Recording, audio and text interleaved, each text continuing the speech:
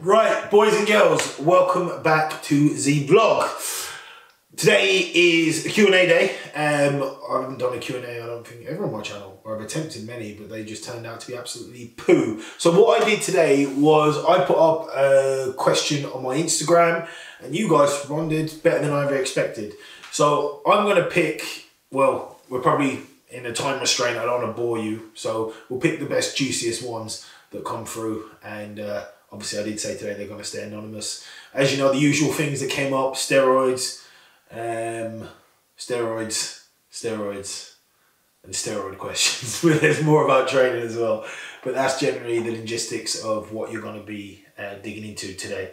So let's start. Without further ado, question number one was, how do you deal with negative comments on social media? Easy.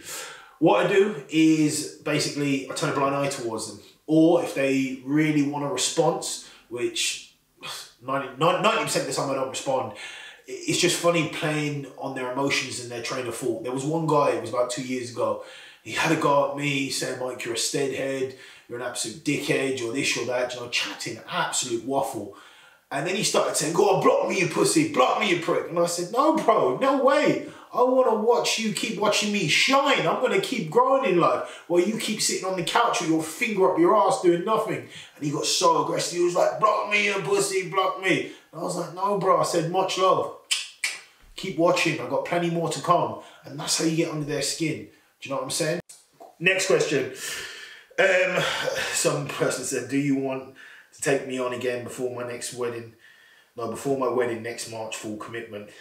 Definitely, I'll say your last name, Mr. Flanagan, 100%. Just drop me a DM or an email and we'll get you sorted. Next question. Things that most people do in the gym that annoy you the most. Wow, this is a good question. I was wanting to make a video about this myself, like as a skit or a piss take, because what I despise the most, guys, I see it all the time. Someone doing a lat pull down. It's called lat pull down. Pull down, and they turn it into a push down. Where are you going with that? That fucking boils my blood. Or the other one, you see shoulder shrugs. Right, now I can't say, like, when I first went to the gym the first year, I was guilty of this. I call it, do you know that old song back in the day, Around the World? They're going, what the fuck is that? A bodybuilding is an up and down movement. They're rounding their shoulder blades and swinging it around. A shoulder shrug is this, up and down. Not, I don't know what they're at. So yeah, they're my top two most annoying exercises I see top two most annoying exercises done wrong that I see most frequently.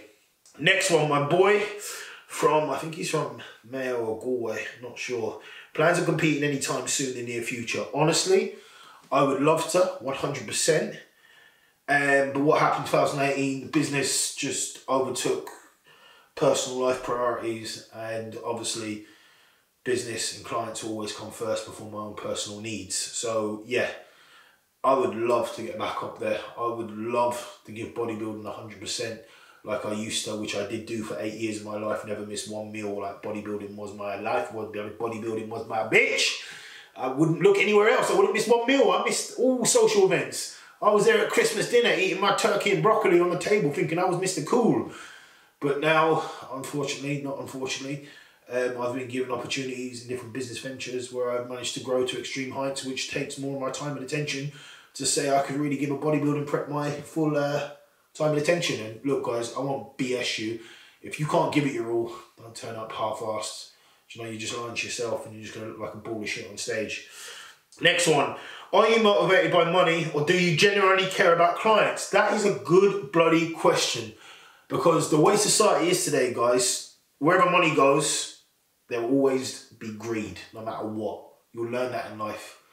Even your best friends, anything, you mention money, money is a friendship, it will always turn to greed. Now, basically, this person is saying, do I do it for the money, or do I do it for the success or the well-being of my clients?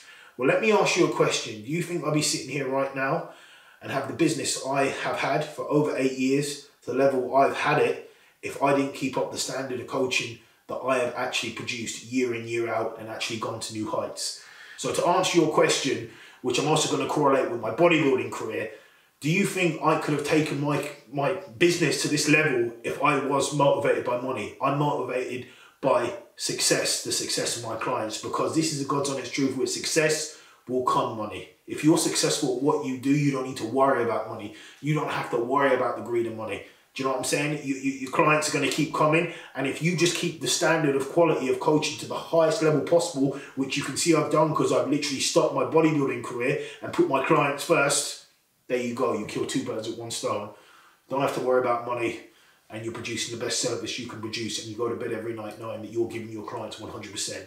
So there you go. That is the truthful answer. Next question. Opinion on steroid use. Obviously, it has its time and place in this industry. Look, it's the elephant in the room. Let's not BS each other. Nowadays, kids at 16 are slipping in my DMs. Mike, what steroids should I take? It baffles me, blows my mind. They're not even talking about what supplements they should take in terms of like what whey protein or anything like that. They're like, what steroids do I take? You see that funny story of blokes like, you can't come up to me in the gym and be like, oh Mike, you look huge, you're brilliant. So what steroids you take? I'll be like, no, bro, it's about the food. It's about the food you eat. Right, cool. So what steroids you take in your food? I'll be like, no, man, I eat like 5,000 calories a day, and you know, I train really hard, and I make sure my sleep is on point. Right, so when do you sprinkle the steroids on your cornflakes? It's like they don't have a fucking clue. They literally don't. They just think like you just take these magic steroids and you grow. But do I believe they have a time and place in this industry? Yeah, of course they do. If you're a competitive athlete, you haven't got a pot to piss in. You haven't got a chance, unless you're in a natural federation, at competing at the highest level if you want to make a name for yourself or actually win. And if you're investing all that time and energy, it's like an Olympic sprinter, you know, someone training with spikes, another fucking person who hasn't got spikes on their feet, who's going to have a better advantage? You know, winning at life is all about fine margins, fine percentages. So any little advantage you can have, if everyone else is taking that advantage, you're not cheating, it's just leveling out the playing field. So yeah, that's my opinion. There's nothing like, as long as you're not taking for egotistical reasons, there's no issue with that whatsoever. Next question was, are your competitive athletes natural serious results? Yes, there's a lot that are natural, a lot are synthetically enhanced. For example, Ed, he even got drug tested. Ed competed in New York and turned pro. He's now a classic physique pro bodybuilder. And guys, like, the funny thing is, and this is me going on record, also Yonali, who just turned WBFF pro. This is crazy when I say this, and this is no word of a lie. Them two guys are both natural, and I know that 100%. And both of them have got better physiques than some of my synthetically enhanced competitive clients. So do I believe genetics play a huge role in all? Yes, obviously discipline, dedication, determination. But I've even said this to other people in their circle. If I wasn't coaching them two on record, Ed Fitness on Instagram, and Yonli, I think is just called Just Fitness. He just turned pro with me back last year in the WBFF Pro Show in Atlantic City. I would 100%, if I was a bystander, I'd say them guys are juicing. And I know 100% they're not. Well, Ed got tested in his federation. He had to piss in the cup, have a full drug test, have a lie detector test. He's 100% natural. And Yonli is 100% natural because I prepped him in the way I prepped him. I know he wasn't taking anything whatsoever. But would I be the first to say them guys are not natural? To me, they didn't look natural, but it's just, it goes to show everyone's genetically different. So yeah, some of my clients who compete are natural, some that compete are not natural. Another question. Ever get in such a deficit that you affected you're getting it up in bed? Yeah, buddy. I tell you what, I've competed, and I'm telling you, my man, if your dick is working at 4 weeks out, you ain't winning shit. Right? My dick would not work whatsoever. Like, basically, you might get one erection a day. If you don't act in it, you ain't got a chance. You can't just, like, get into bed and be like, oh, fuck, I just want to have sex straight away. I want it to happen. That won't happen. That will not work. You're dreaming. Your body is in no state of affair to get its leg over or get its leg away. So don't worry. But if you are going to get into prep, yeah, if you're getting proper lean, like to the point where you're going to win something, your dick won't work. There's not a chance. So there's a good signal and sign. If you're getting lean enough to win a show, your dick's working, you're not lean enough. Next one. In your opinion, do fat burners work, and which ones do you recommend? Well, obviously it means legal fat burners, not illegal ones, because you can take clenbuterol or like a thyroid one like T3. But the best legal fat burner that anyone can buy over the counter or online would be Shreddable by Anabolic Design. Guys, I have taken them and they are fucking powerful. Excuse my French, but wow, they knock you for 6. I know I heard the big hype behind them, but the first time I took them, my girlfriend was like, she was ready to drive me to the hospital. Like, I had 3 showers in one day and changed my clothes. I was like aggressively sweating. It was just ridiculous. It wouldn't stop. I wasn't doing anything. You could be sitting down and it just literally, my clothes were becoming transparent. I just couldn't stop sweating. I just can't describe until you've taken Shreddable. And now to the point where, like, I've had over hundreds of clients on them, and generally there's no one shoe fits all, like, you know. I have some female clients, who I won't mention their names, obviously, they can take 3 of them in one sitting and not get anything off them. And I have some men, male clients, who took 1 and he had to call in sick for work for 3 days because he just couldn't hack it. He was just like absolutely mind blown. He was just making him jittery, like he just felt terrible. So you do have these genes. A lot of this comes down to people's genetic makeup. Some people can tolerate drugs of different capacities and obviously different ingredients. And you will notice that with people with caffeine tolerances and all that. But yeah, for me, it's crazy. And the funny thing I want to teach you guys, I've taken, like, I know that the same brand is the brand. If you buy Pepsi Max in America, you buy Pepsi Max in the UK, it's going to be the same. But not necessarily, because I've noticed this, which I'm not sure if you've noticed. And you're probably like, what the fuck are you on about Pepsi Max? Well, I'm like, there's sodium in the Pepsi Max in America. There's not in the UK or Ireland. Now, I've taken Shreddable in the UK or Ireland, purchased from a European retailer. It's okay, not too bad. The ones I took in America, I mean, within 10 minutes, I was at the dinner table and I was shaking.